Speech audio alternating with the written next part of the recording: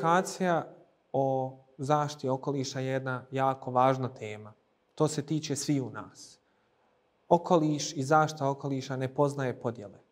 Ona ne poznaje granice, ona ne poznaje etničke podjele, ona ne poznaje konstitutivnost naroda, ona ne poznaje političke podjele.